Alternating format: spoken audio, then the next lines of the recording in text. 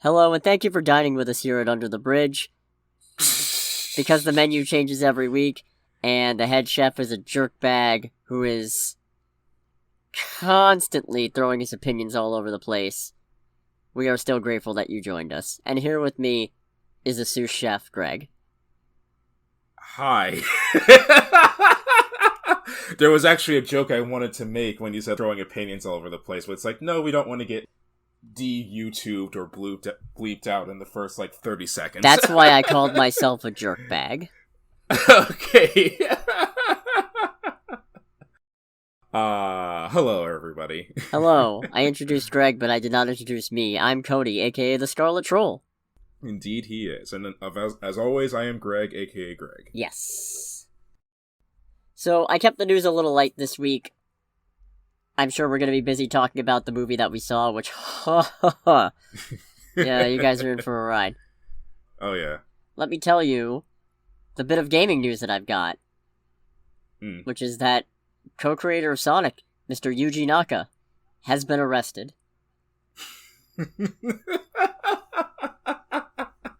I know I should probably, even I'm not big into Sonic, I know I should probably be shocked, but the story of this, to me, is just very funny.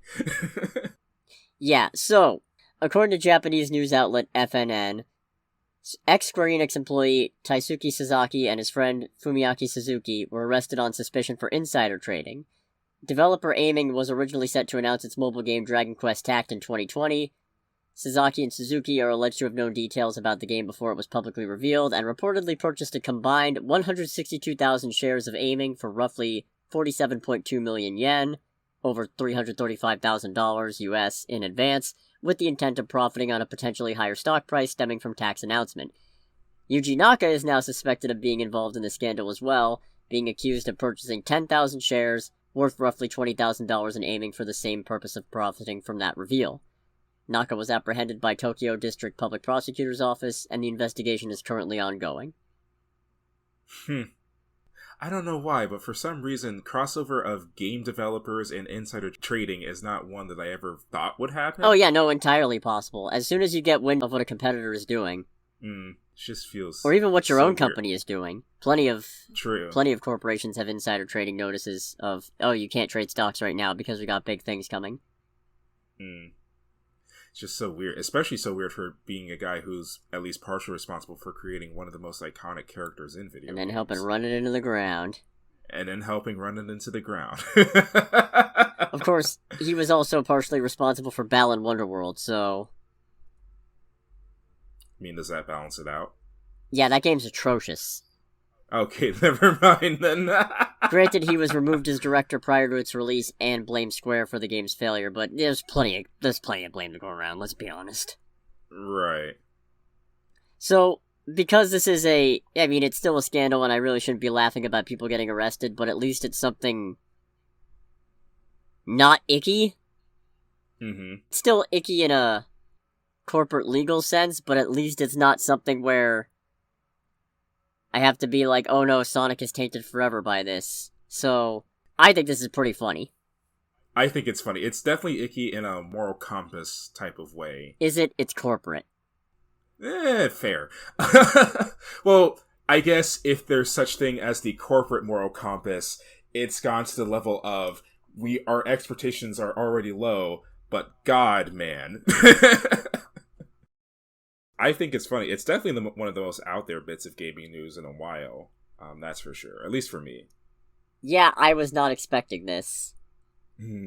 This is definitely an out there thing to find out. Oh, yeah. And speaking of surprising corporate shenaniganery and chicanery, Bob Chapek's out as CEO of the Walt Disney Company, and Bob Iger is back in. So I saw that article. I unfortunately, because I don't know the history of those two, I don't know, obviously it's very significant, but I don't know the general significance of it. The thing that surprised me the most was that this news broke and became the headline on a Sunday. Astounding. It's very astounding, and I also imagine probably a little bit disrespectful to the outgoing CEO, because it's one of those things where it's like, it's a Sunday, your chances are you're not working or at your office or what have you. It's like, hey, guess what? You're out. Yeah, but Chapek's kind of an asshole. I mean, fair. Completely fair. And by kind of an asshole, I mean, okay, for context, he took over as CEO in February 2020. Really? Which means, to be fair, he had to navigate through some real shit. But on the flip side, he's also the one who was responsible for the whole Scarlett Johansson getting sidelined by Black Widow having a simultaneous Disney Plus release and the resulting lawsuit. He's responsible for basically all of his underlings rebelling against him because he managed to fuck up by coming out and saying, we're not taking a stance against the Don't Say Gay bill, which required basically everybody else in the company to be like, no, actually, we're against it. He can say whatever he wants. Right.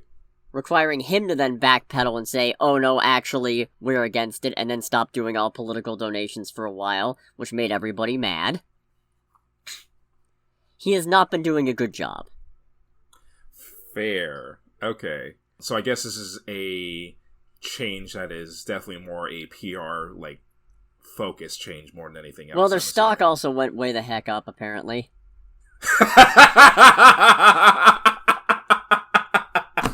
I don't know why, but to me that is just, like, incredibly damning.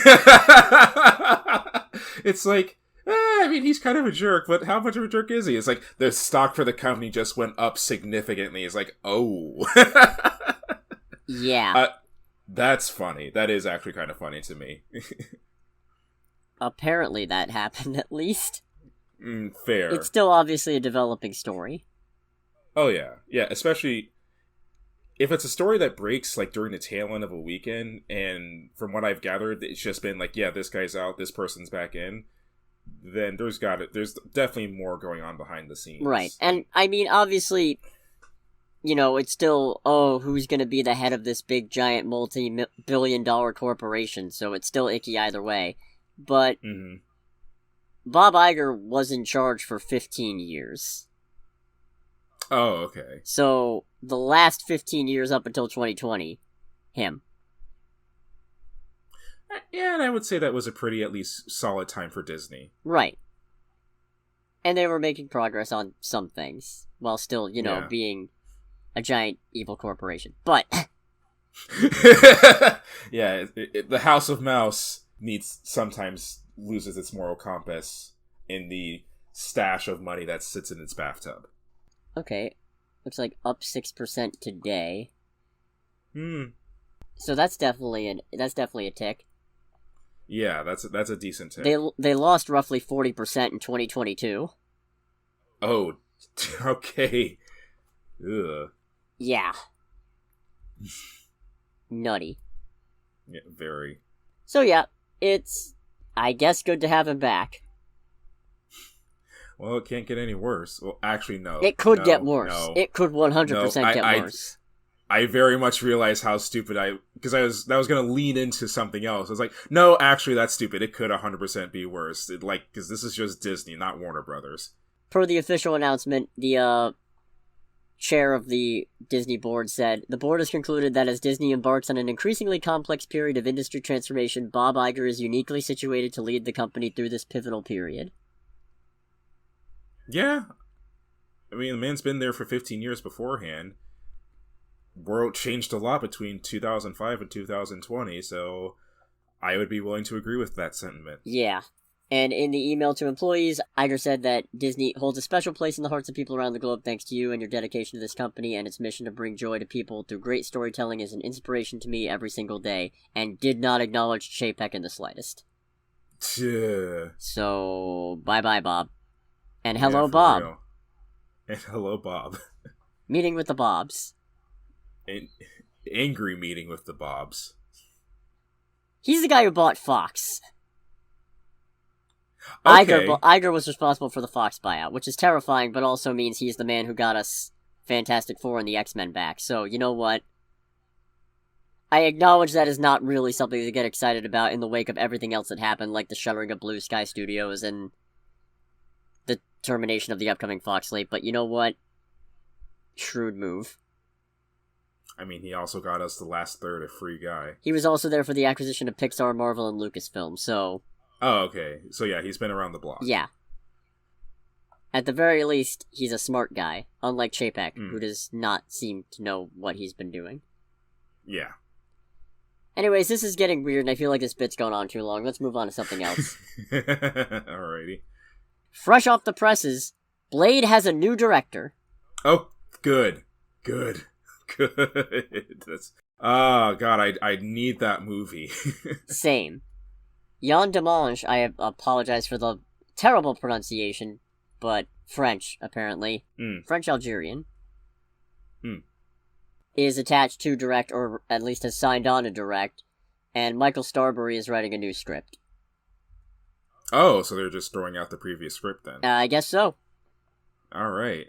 Kind of makes me wonder what happened in that particular regard. Allegedly it wasn't great, and that's a whole unsubstantiated grain of salt thing, but hey, what can you do? Right. This new director, not a lot on his filmography, but he won the British Independent Film Award for Best Director with his 2014 film 71. Okay. He was an executive producer on Lovecraft Country, and by all accounts that's a good show that I've never seen. Yeah, I was gonna say. Jonathan Majors was in that one. Oh, okay. Yeah. So that's exciting.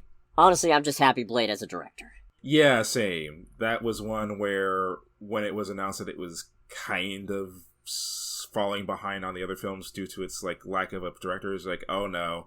No. Don't put the evil on Disney, Ricky Bobby. Nah. Or something along those lines, basically. Yeah, apparently after weeks of meetings and pitches, Demange made a pitch that the execs were really excited about, and that landed him the job. So we'll see how this goes. Yeah, here's to hoping. Fingers crossed and all. Blade is still set for release, I want to say November 2024 now. Okay. September 6, 2024. Okay, so a little early. Yeah, we're a little shy of 2 years away from that movie.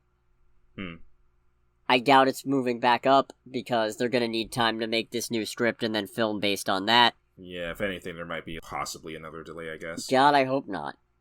I hope not as well, but we'll see what happens there. Yeah, we will. If nothing else, they probably don't have to make room for a new Thor movie, because Chris Hemsworth is going to be taking a bit of a break from acting. Oh, really? Yeah, apparently it turns out he has a very increased risk of Alzheimer's, and after getting that, he decided to take some time off. Oh no, that's unfortunate. Yeah, unfortunately, he's got 2 copies of a gene that makes it 8 to 10 times more likely to develop Alzheimer's than people without both copies. That sucks. That does suck. I will say, it's just a increased diagnosis, but hey man, you know what?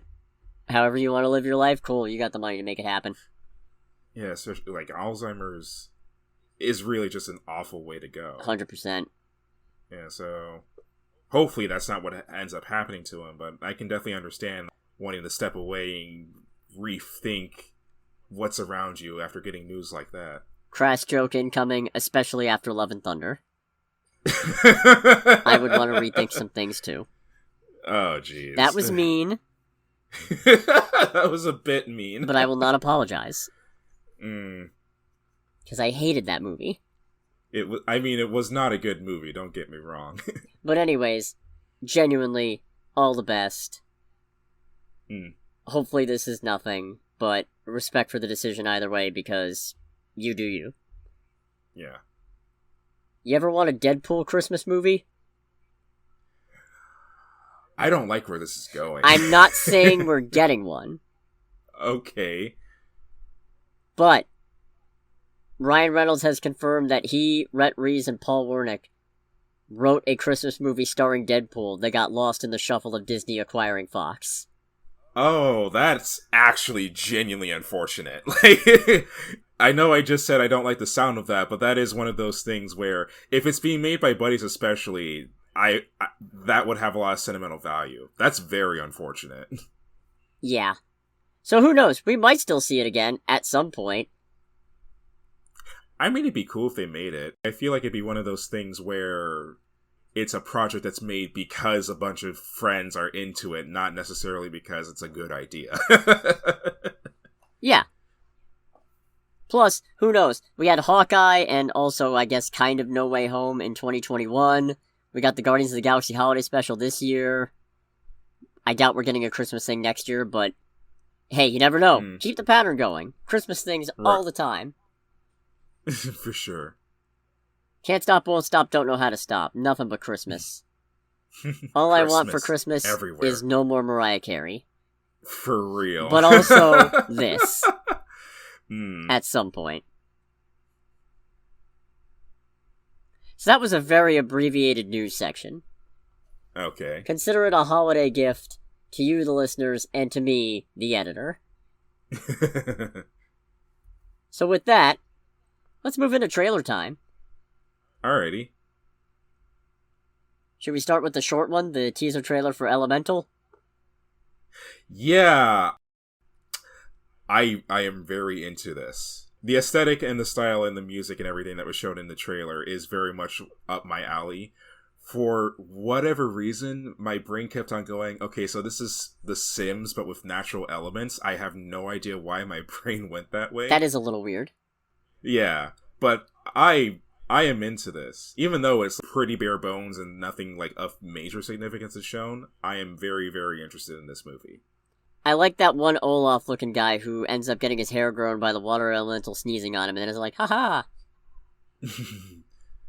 Yeah, this is cool. Like, unfortunately, I only watched the trailer once. I didn't, like, rewatch it, so I haven't, like, rewatched it a second time to see, like, pick out more details. But from what I saw, just, like, watching it from start to finish, looks really interesting. I'm very curious about, I guess, the world of it all. I feel like this is definitely going to be a movie that's more centered on, I guess, the world of Elemental than necessarily the characters. No, they've already said from synopses it's going to be about those two that we see at the end. Fair. And it's about how are they going to form a connection when they can't really make contact because one is deadly to the other and vice versa. Right. Also, you know, I shouldn't be offended because God knows I make enough puns, but their names are Wade and Ember. How dare you? I mean, at least they went with actual names. They didn't go full on like the pun store. Yeah, I suppose. They didn't go like down the pun like clearance aisle for $2.99. So that's good for the most part. Also, not a huge fan of the cloud design for the air elementals. The cloud characters did look a little off. I couldn't exactly say specifically what bothered them about me, but I did think they looked a little off. Well, what bothers me is that clouds aren't air. They're condensed water vapor. Yeah. So I was expecting, like, wind gusts or something. Right. Maybe they thought that would be a little too chaotic and not what they're going for. We'll just have to see. Just not a fan. Fair. And by not a fan, I mean, it's still good designs. It's just not what I would have gone for. That's understandable. Shall we move on to the other, less interesting-looking family movie? Okay. Puss in Boots: The Last Wish? Yeah, this is... Okay, well, first off, I do have to say I do appreciate the use of Smash Mouth. I don't know how I feel about that, because it just feels like a member-berry moment of just, remember the first Shrek? I remember! So that was my thought. That was my thought when that started playing. It's like, okay, they are tapping into the Shrek nostalgia. Fair play. Really obvious, but fair play. It's especially weird considering this movie doesn't seem like it's really, just based on these trailers that we've gotten, it doesn't really seem like it's referencing much of Shrek to begin with, aside from Puss in Boots being a character who debuted in Shrek 2. So it just feels like, why is this connection here? Other than to remind you, this is Shrek, this is tangentially related to Shrek, which we're still not doing anything with. Please go see it! I will say, I guess the portion of the Smash Mouth inclusion which lost me was the shooting star and the shooting star lyric behind it. And it's like, okay, I know this song was around, like, literally when I was in, like, elementary and middle school. But kinda hate that a little bit. On the nose. Not gonna lie. A little on the nose, yeah. The animation style is really off-putting to me, because it's very Pokemon Scarlet and Violet-esque, in that sometimes it flows really smooth, and then other times, 5 frames a second. That I noticed that quite a bit. There were several times where I thought to myself, I was like, okay, we're into the Spider-Verse now, but not nearly stylish enough. Yeah, it feels like... Because Into the Spider-Verse, the whole movie runs like that, so you can tell it's a stylistic choice, and the whole movie is designed to flow like that. So that every single image in it feels like it could be a really good still frame. Right. This feels like they're just trying to save on the budget for action scenes. Yeah. Because it's mostly during action scenes where it starts to slow down. Yeah, I was thinking it was just poor editing. I thought I was losing internet. That's understandable. Ah, the frame drops! We're buffering. I knew I should have tried to watch this in 1080p! But I mean, it looks funny enough. Yeah, it looks fine. I like the bit where the dog tries talking to him and he says, "No hablo inglés," and then the dog starts talking in Spanish. I don't speak Spanish either. Yeah. That did get at least a smile out of me, that they just made the dog very fluent in Spanish. Like, okay. And he just keeps going. Yeah, it's like, alright, you get a point for that trailer. That's why I don't pretend not to speak a language, because with my luck, whoever I'm talking to will be fluent in whatever language I try to pretend I do speak. Right. So that felt very relatable.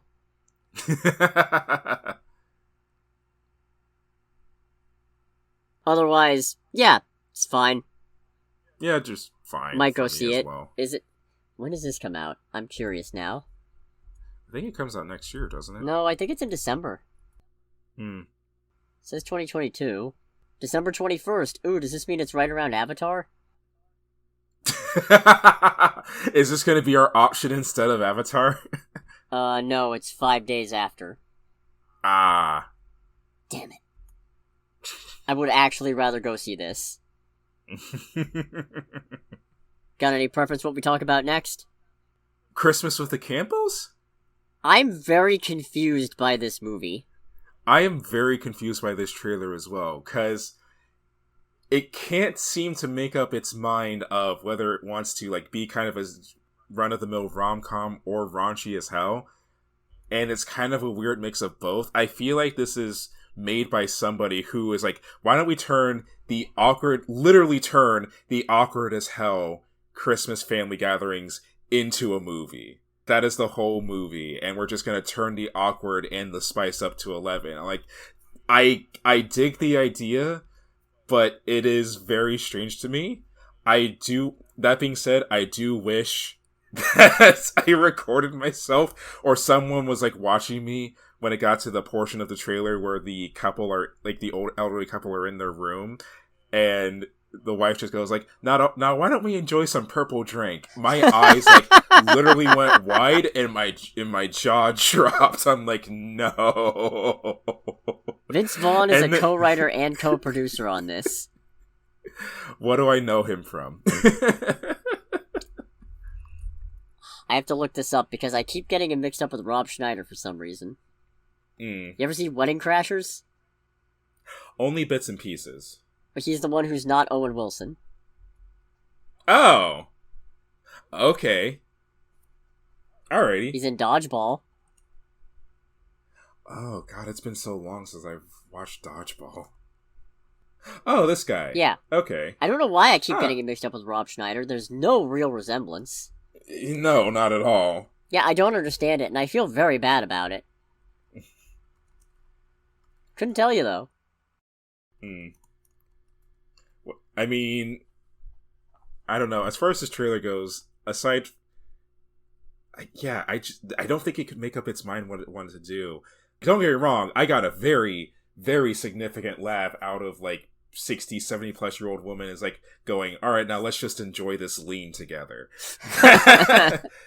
That, actually nearly killed me. I do feel like this is gonna be just kind of a regular cringe romantic Christmas movie that occasionally will get a, oh, I wasn't expecting that and I don't know why. Yeah. I would say that that's an accurate, description of it. Like, mostly there's one of the mill romance or awkward romance, and then squirrel jokes or something. I don't know. Yeah, we'll find out. I mostly just put this one on the list because everything else sounded interesting, and I thought, well, I need to put one thing that might be a dud on here. Otherwise, that's no fun. Honestly, I thought you put it on there because of the purple drink and lean jokes. No, I hadn't seen it when I put it on the list. Greg, half the time I put these trailers on here and I haven't seen them.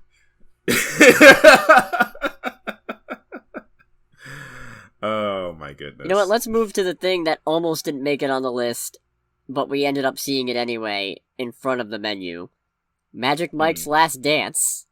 So unfortunately, I say this not at all being familiar with because this is like a trilogy of movies, right? Yeah, I'm not familiar with the sprawling Magic Mike cinematic universe, I'll admit. Yeah, but I've never seen Channing Tatum. I don't know if it's his character or whatever, but it feels like he's just constantly disinterested in everything that's going on for most of this trailer. It did.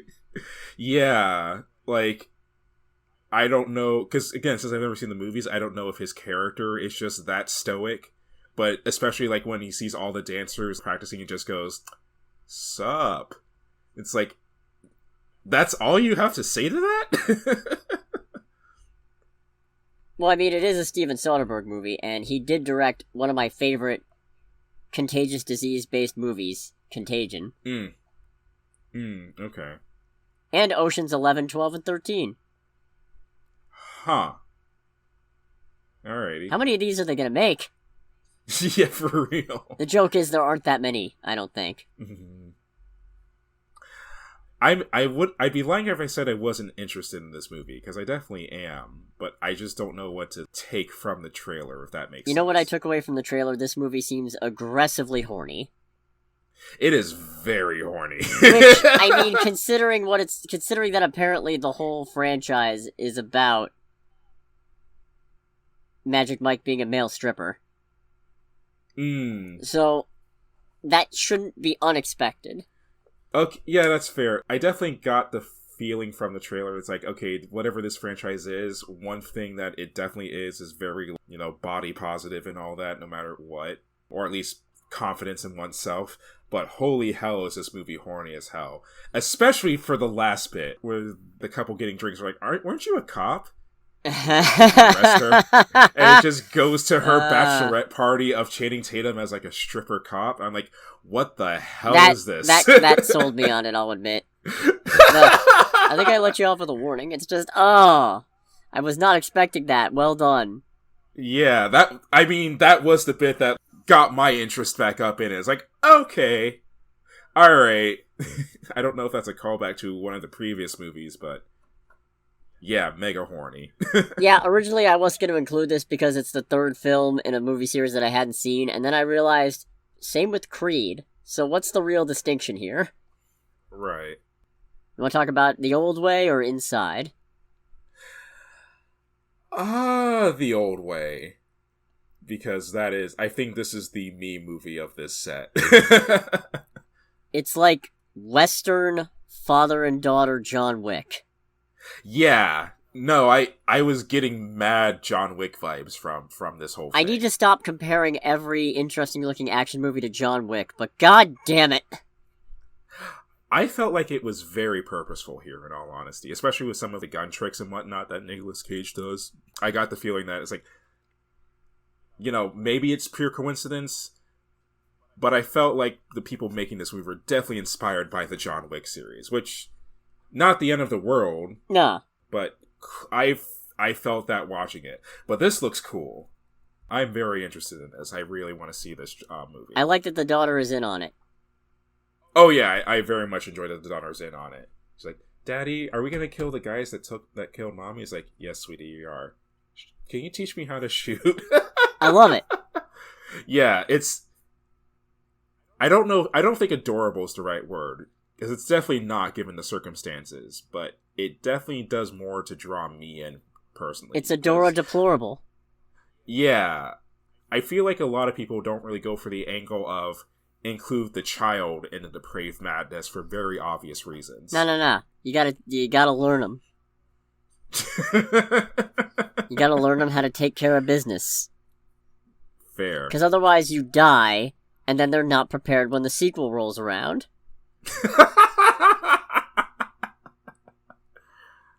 That is... I can see that train of thought. I can understand that train of thought. I can't wait for the John Wick sequel when the dog learns how to kill for vengeance. I mean, the dog is a pit bull. It could probably kill, like, with or without vengeance, in all honesty. And I say that as someone who does find pit bulls cute, but they are... And also, he's a very good boy.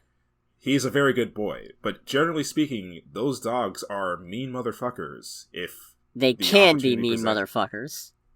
Correction. They can be mean motherfuckers. I will take no pit bull slander on this podcast. We do not speak in generalities of precious good boys and girls here. That is fair. That is completely fair. If only I was this nice to people. Imagine how much different my life would be. Oh, that's a scary thought. Continue. Yeah, want to see the old way, that's for sure. Same. Which just leaves Inside, aka somebody let Willem Dafoe out, he's going crazy. Is it bad that I kind of was like, okay, this is a Willem Dafoe movie when he started going crazy? A little bit. Willem Dafoe, I don't think, has ever actually gone crazy. He's not like Gary Busey or anything. No, not in that regard. It's more so like the role and character that he's playing. He put that goblin mask back on and realized. Honestly, yeah, like that was my thought watching this. This looks really cool, don't get me wrong. And but I did terrifying. And terrifying.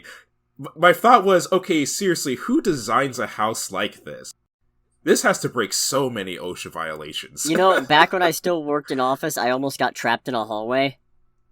Really? Yeah, so what happened was, I didn't have a badge for the longest time, which I didn't usually need. And then, I don't remember why, I stayed later or something, and I tried to go out this one door that was usually how I went in, and that door was locked. And unfortunately, the way back into the rest of the building also required a badge, which I didn't have. Oh. Fortunately, I got a coworker's attention, but that was a tense couple of minutes. Yeah, oh god, my anxiety would have gone crazy in something like that. Anyways, this looks neat. That poor fish. That poor fish. Ugh. Like, survival of the fittest and all, but damn. Did not deserve. No. But no, absolutely terrifying prospect. I'm looking forward to it. Willem Dafoe is a damn good actor, and I'm looking forward to seeing his descent into isolation and madness and survival, desperation, and what have you.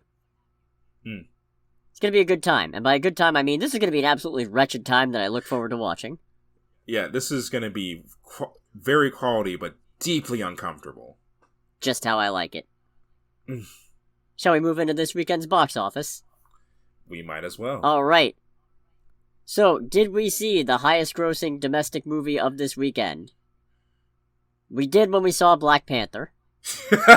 Yeah, this is gonna keep on going for a little while, isn't it? Yeah, probably. It took I think 64% drop in its second weekend, which is pretty on par with movies in this post-pandemic era. It took in $66.4 million domestically for a $287.1 million domestic total, and $545 million roughly worldwide. That's against a $250 million budget, which means it is taking in some profit at this point, hopefully. And that also means I'm almost certain it's not going to crack $1 billion, because barely anything does now. But it does mean it's on its way to clean up a nice tidy little profit, because it's still a while before this movie has any real competition. Right. Second place, what we saw this weekend, The Menu. Yay. Took in $9 million domestically and in total. Or this weekend and in total. Its grand total is $15.2 million worldwide so far, which, pretty impressive, but it has a budget of somewhere between $30 to $35 million. Oof. So, the odds of this movie actually turning a profit are not spectacular. Oh, that's unfortunate. And to that I say, a pox on whoever decided to release this now, because this is a Searchlight Pictures, which means it's formerly Fox, which means it's Disney, which means somebody, Chapek, decided to release this the weekend after Wakanda Forever. What the hell is wrong with you? Jesus. I also feel like the marketing didn't do it any favors, but we'll get into that later. Mm-hmm. Right. You're never gonna believe what's in third place, because it's nothing you've heard of. Okay, I was gonna say. Were you guessing Top Gun Maverick? A little bit. Well, it's not. It's not even a movie. What the hell is it? It's episodes 1 and 2 of The Chosen Season 3. What's that? What? Apparently, it's a TV drama series about the life and ministry of Jesus. That got a theatrical release. Yep.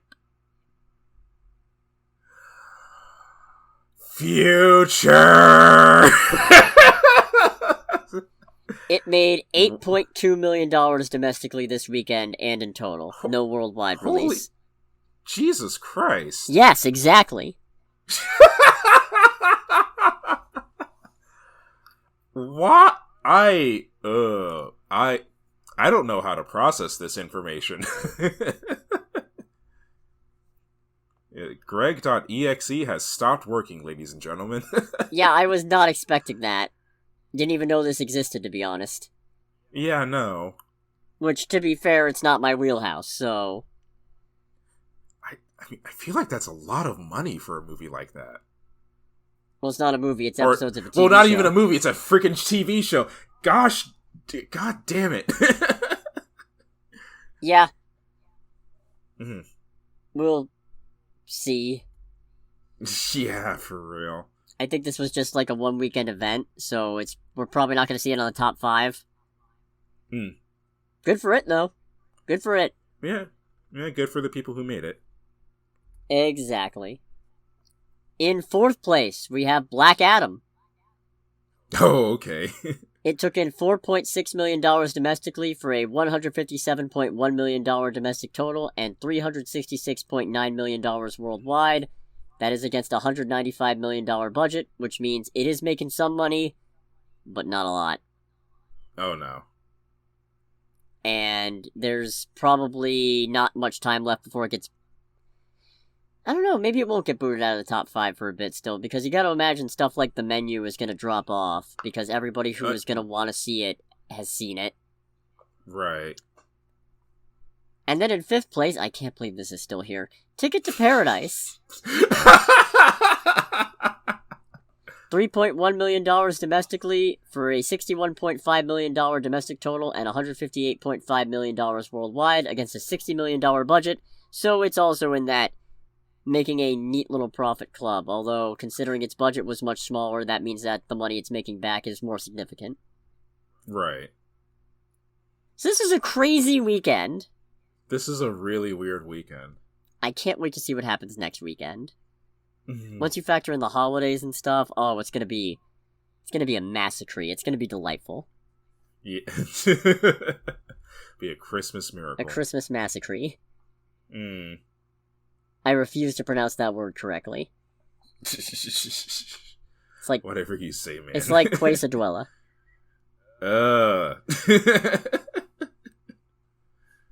Shall we talk about what's on the menu?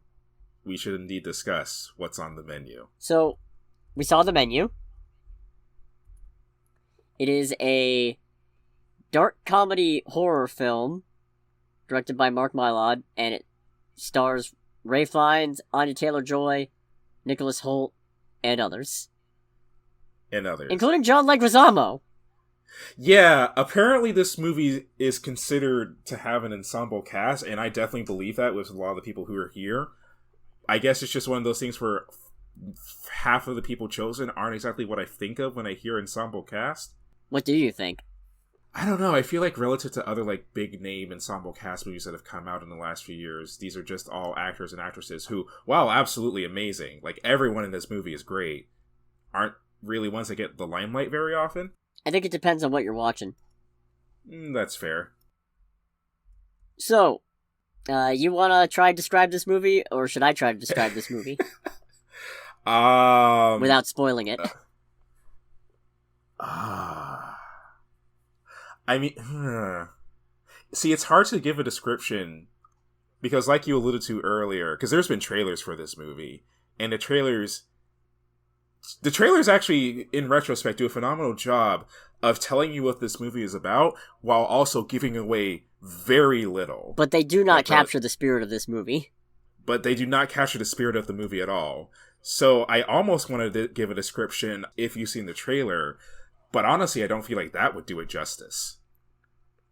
You know what? I'll take a spin at it. Alrighty. This couple, which... this is hard. What, just try not to spoil it? trying to provide an accurate description that doesn't spoil anything. A chef runs a very exclusive restaurant.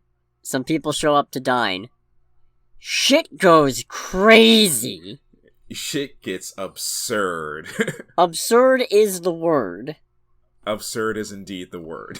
This is a masterpiece. This movie is actually amazing. This is.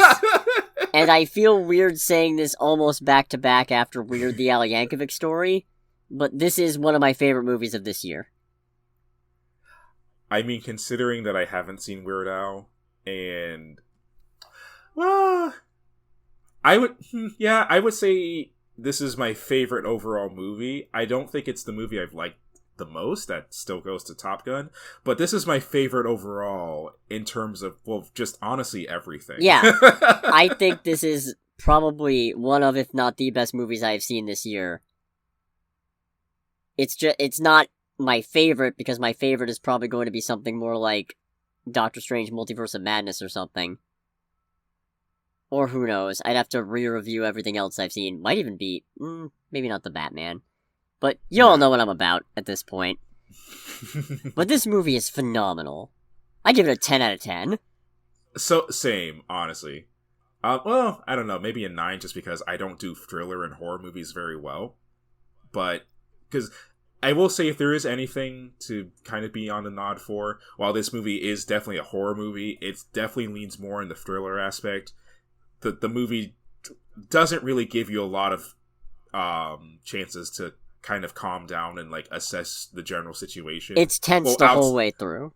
It is tense the whole way through. Even in the bits where things slow down and they're trying to give like audience members a moment to breathe, you still have a little bit of like, okay, what the hell's about to happen next going on.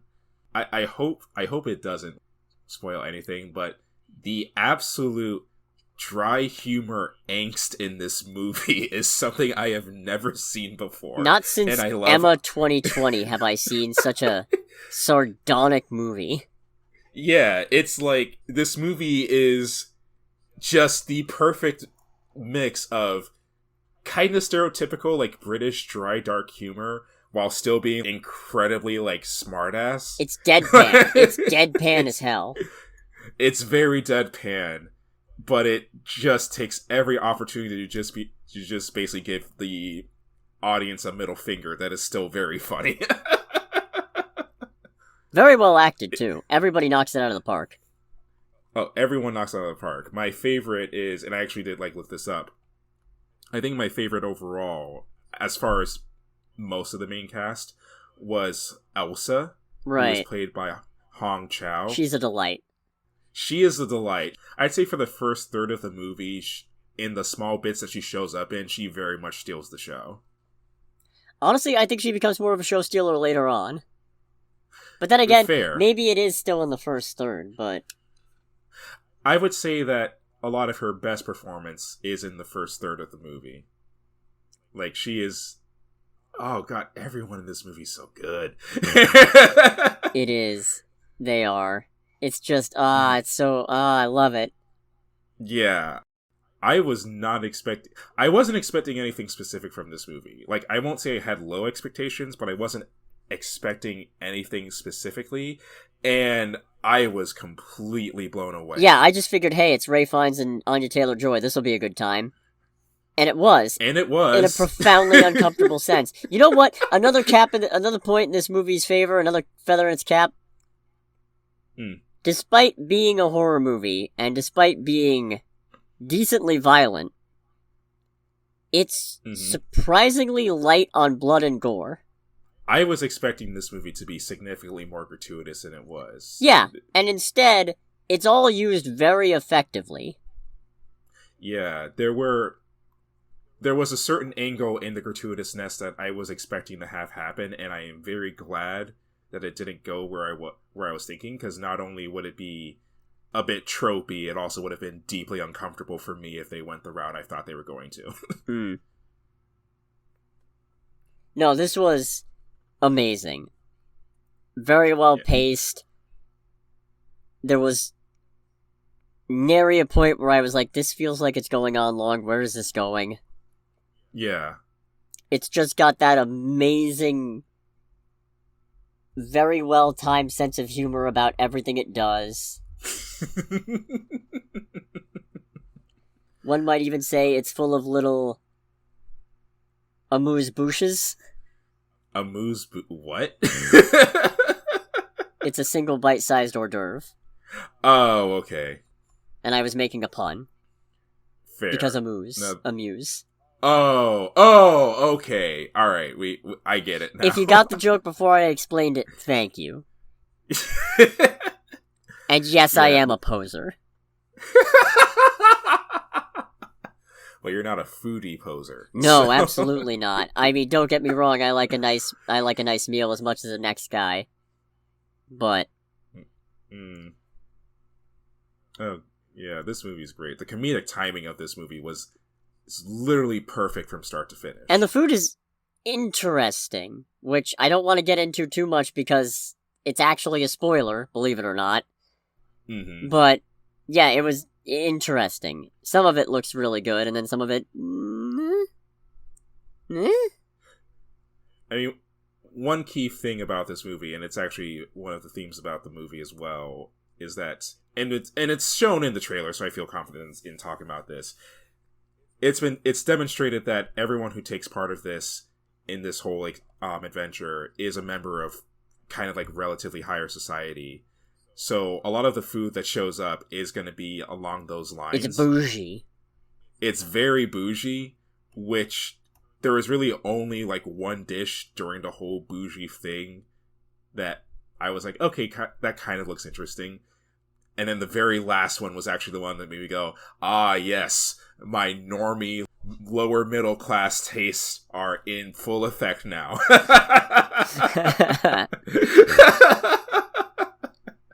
Should we move into spoilers? We might as well. Yeah, I guess final verdict, absolutely go see it. Hope this movie makes some money back. It's for real astounding. It is worth the ticket. Even if you're not super into horror, it's still really good and really well acted and just it's a delightful time. It's a delightfully uncomfortable time. Just how I like it. So if you don't want to be spoiled, make sure to click away in 3, 2, 1. I can't believe how long it took anybody to die.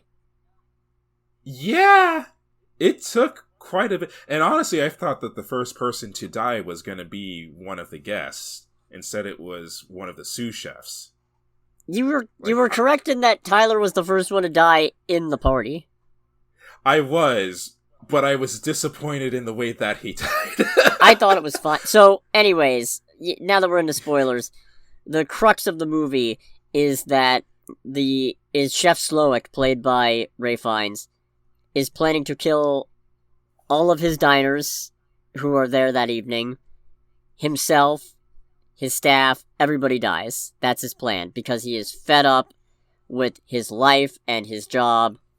He feels like all the airs he has to put on and everything he's had to do to get to the level of success that he's at has absolutely ruined his craft, and he's sick of it, and so he is taking it out on himself, and in his mind, not necessarily the people who enabled it all the time, because some of them are just petty grudges. This is not a man with an actual solid vendetta, which is something I like about this movie a lot. This is not a man who is justified in what he does. It's not... I thought it was going to be some big revenge thing where almost everybody at the party had personally wronged him in some profound, deep, justifiable way. Turns out, nah. One guy he just wants to kill because he was the star of a movie that he saw on his day off and hated, and he was like, I pour everything I've got into my craft and I can't stand to see this guy phone it in. You get to die. He kills the guy's assistant because she doesn't have any student loan debt and went to Brown. Yeah. Which, maybe she got a scholarship, I don't know. Yeah, no. Petty. I mean, that bit was great because she's just like, what happens to me? Where did you go to school? Brown? Any student loans? No? Sorry, you're dying. He's amazing. He is amazing. Done with everything. And my favorite part about it is that Nicholas Holt's character, who it turns out is not Anya Taylor-Joy's boyfriend, but actually just hired her. She is a high-class escort, let's say. Mm-hmm. And he hired her, even though he knew in advance everybody was going to die, because he is so fanatically devoted to Slowik's cooking that he wanted to experience it, and because the place doesn't seat single diners, he needed a date, and his girlfriend broke up with him, so he hired Anya Taylor-Joy's character of Margot, not her actual name. And that's astounding. The most astounding part of it is, for as done as Chef Slowik is with everything, he's super done with Tyler. Yes, and he gets done with Tyler, like, almost immediately, too. You can feel it's an almost Alan Rickman level of disdain dripping off some of his interactions. There's a point when he's doing a whole bit about tea being cleansing and what have you, and then Tyler just goes, excuse me, is this bergamot in here? Yes, it's bergamot. And you could just tell he's just like, I'm in the middle of something, fuckboy. I like how he died. I was fine with how he died, but I wanted to see more of Anya Taylor-Joy beating the shit out of him. Yeah, apparently she added that part. Oh, that was ad-libbed? I don't know about ad-lib, but she suggested it. Oh, that's awesome. Yeah, no, great. And a completely reasonable reaction to such a situation. Yeah, absolutely. Like, I could have stood to see more of it, but I think how he went out is relatively fitting in the sense of, as Slowik points out, he's a foodie with no actual talent himself. All he does is just go on at length about all the techniques and stuff, but has no ability to back it up himself, which, you don't have to be good at something to enjoy it. Yeah, no. But he is so single-mindedly, neurotically, narcissistically obsessed in a way that he seems to think that it makes him important. That he knows this stuff. So, what ends up happening is, Slowik invites him up, gives him a chef jacket, scrawls his name on it with a marker, and then offers to let him cook whatever he wants. And all the courses have just a camera shot devoted to what they are, and then a descriptor of what they are. And when we get to the dish Tyler makes, it's just called Tyler's Bullshit. And it's described in the most condescending ways. So Slowik eats it, calls it bad, proceeds to just mention how Tyler is terrible because he takes all the mystery out of this art, and is just a disgusting little hanger-on toady, whispers something to him, and that inspires him to kill himself. It was great. It was great. This is... Oh, God. This... And I'm underselling... I'm talking so much about everybody who isn't Anya Taylor-Joy. She's great in this because she, by virtue of not being on the intended guest list, and therefore not being part of this upper class that Slowik really wants to tear down, she sees through the bullshit in a way that nobody else does. Right. It's phenomenal. I don't want to skip to the ending. No. I will say, though, the way they use her is really good. because since she doesn't come from the upper echelon, she ends up being the person that, not sure if necessarily by accident or whatnot, relates to Slovik the most. Slowick, sorry. But relates to him the most. Like, there are several times in the movie where he takes her aside to talk about the general situation and learn more about her. And I feel like they are the most genuine conversations that this man has had in a very long time. In large part because how one of the aspects that's touched upon in this movie, or one of the themes, is the ability to do your job versus the enjoyment of the job. It's, like Cody was saying earlier, a big thing with this movie is that Slowick is doing what he's doing because he hates the people who are tied to his job, and by proxy he hates the job. He's lost all the passion for it. In a similar sense, we get the same thing from Margot, Anna Taylor-Joy's character, in that even though she's in the, for lack of proper terming so YouTube doesn't get mad at us, service industry, and how at one point she enjoyed it, but at a certain point, especially with some of the clients that she had to deal with, just doesn't love it as much as she used to. And it's with that's like, alright, this is kind of this is the whole like supervillain evil plan thing. This is a genuine conversation with two people who are just kind of generally done with the situations their work puts them in.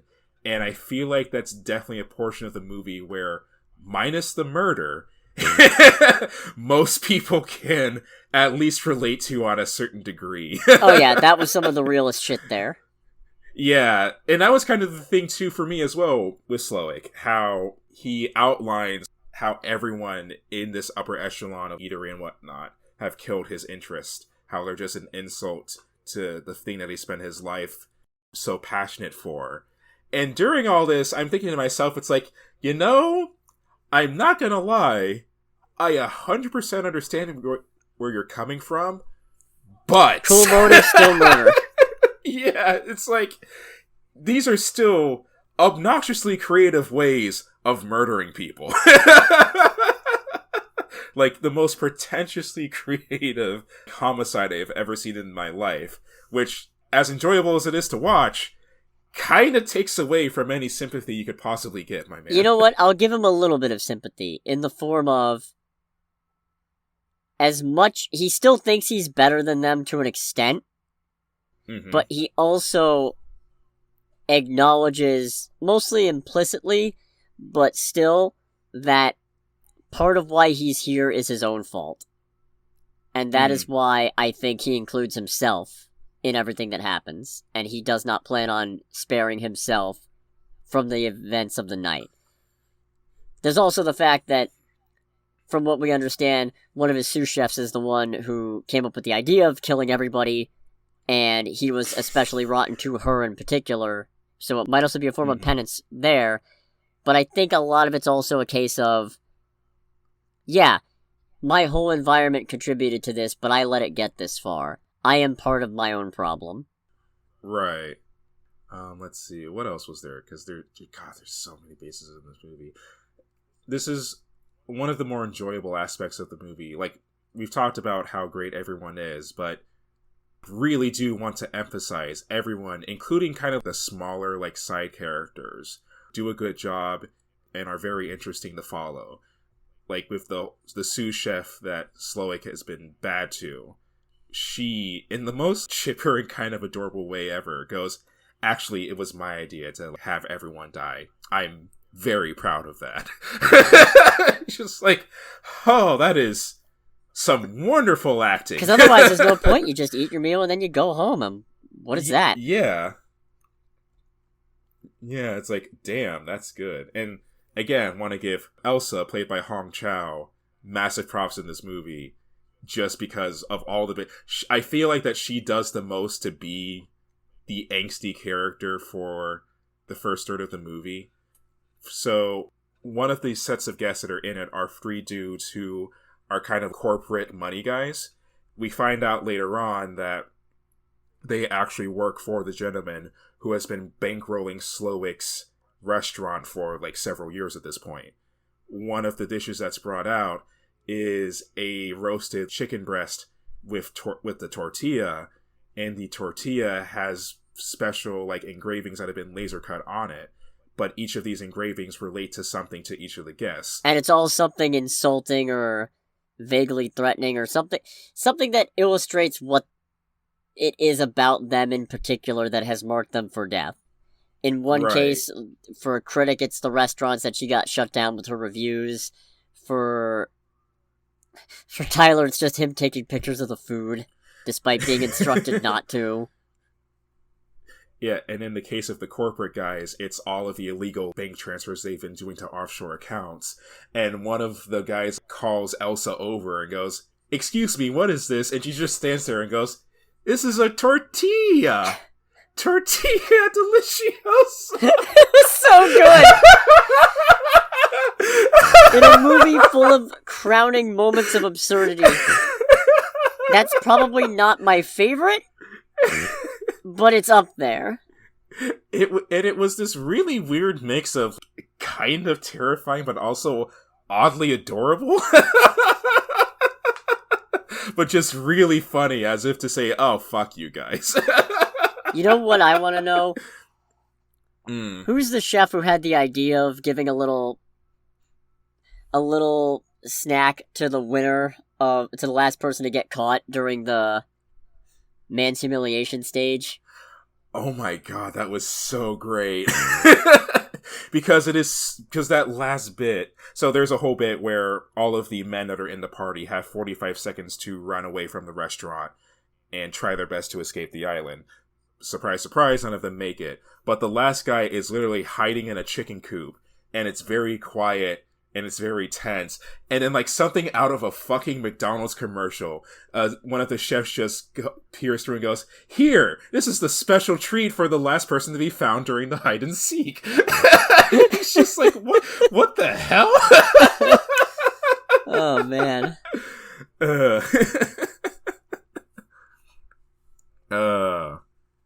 God, I say, I don't know. Do you want to cover the final act yet, or do you still have other things to say about the rest of the movie? I think I've got it. I think that covers it.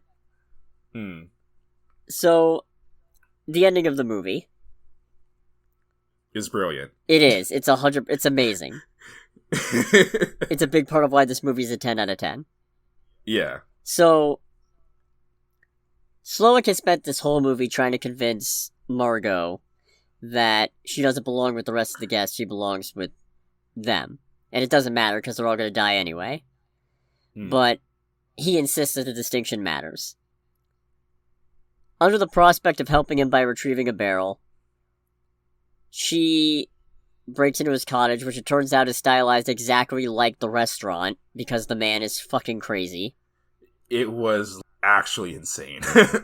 But behind a door, there is an office full of newspaper clippings, basically documenting his rise to fame, but also kind of showcasing his descent into misery.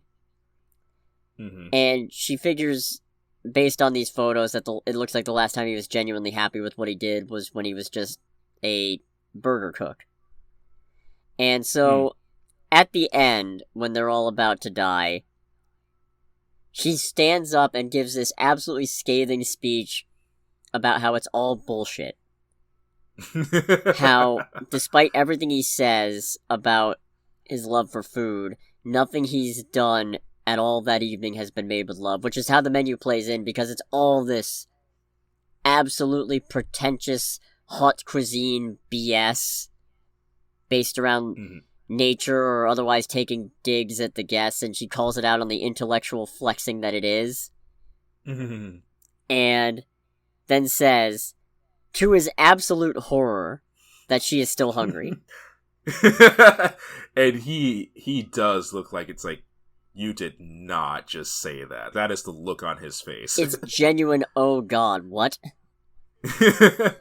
And they proceed to get into the most ridiculous bantery converse. It's not even banter, but it feels like banter. It does feel like banter. Of just her ordering a cheeseburger. A basic cheeseburger. And with fries. With fries. It's like, can I get fries with that? Is the air fryer still on? Yes, Jeff. Crinkle cut or julienne? And like, there's even a conversation, how much is it going to set me back? $9.95. It's just, What? The whole thing is nutty. So he makes his cheeseburger painstakingly, and it's a simple enough cheeseburger, but you can tell it's very well made. Oh, it looked delicious. We had a running gag of saying well done, and then me saying, no, she asked for it medium. And by the way, if you get your meat well done, you are actually a monster. You know what? For burgers, I'll say it's almost acceptable. Almost. I would never do it. No, I wouldn't either. I would go medium or medium rare. Maybe medium well. But I can almost get it. So, he proceeds to make her this, and she actively enjoys it, and you can tell that it's really good because it was actually made with care and out of an actual love for what it was. And then she says, this is great, but I think my eyes are a little bigger than my stomach. Understandable, given everything. Could I get it to go? And then he proceeds to pack it up in a to-go box with a gift bag and just lets her walk. She just gets to leave because she's the one person who got it. Yeah. She cut through all the bullshit and actually engaged with him on the level he was hoping. I still cannot believe that worked. Or maybe it wasn't a plan. Maybe I feel like there was a point when he said, you all could have tried harder to escape if you'd wanted. Mm-hmm. Or to fight it. He said something along the lines of, you all could have made an attempt. Implying that maybe, who knows, there was a way. It could also be, he was just genuinely rocked by her challenging him on that level, and in making this simple thing, it was like, yeah, this is what I miss. This is the whole reason I was doing this. Oh my god. Thank you for that. So it could have been planned, it could have been genuine, it could have been spur of the moment off the cuff, who knows. And then, because the movie doesn't end with her walking out the door, because there's still the rest of the guests. Yeah. Who all proceed to pay their checks. She did too, she left a 10 on the counter, don't worry. Tip was included, so she didn't stiff anybody on that. Right. Just in case you were wondering. I feel that's very important. Because it would make her very unsympathetic if she didn't tip when it was expected. Yeah, no, that would be real shit. We say about this murderous chef man. So Slowick then proceeds to go on about s'mores.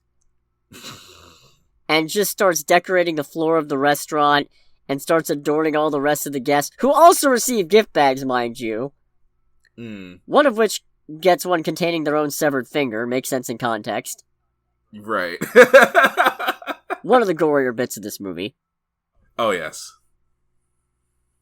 And so the rest of the staff proceeds to start fitting the guests with coats made out of marshmallows and hats made out of chocolate. And Slowick, standing in the middle of his own pyre, proceeds to burn the restaurant to the ground. It was one of those weird things where I'm watching it play out, and I know what's about to happen, but I'm thinking it's like, they are not about to do suicide s'mores. What the hell? And it's just the perfect blend of, this is really horrifying on the page. Mm-hmm. But when you see it play out intentionally, it's just, it's so 100% intended absurd that even while you're like, even while you're gasping in horror at realizing that they are all doomed, it's still fucking funny. Yeah, it's definitely one of those things where the absurdity makes it circle back around to being fucking hilarious. Especially when, as, like, the fire is going down, we see all these people have, like, very much accepted their fate at this moment.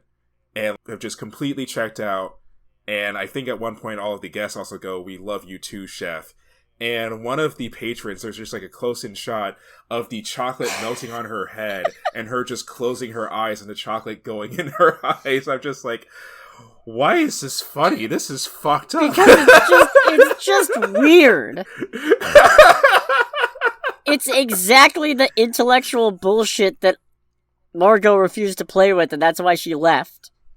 But it's astounding. It's just, I love it so much.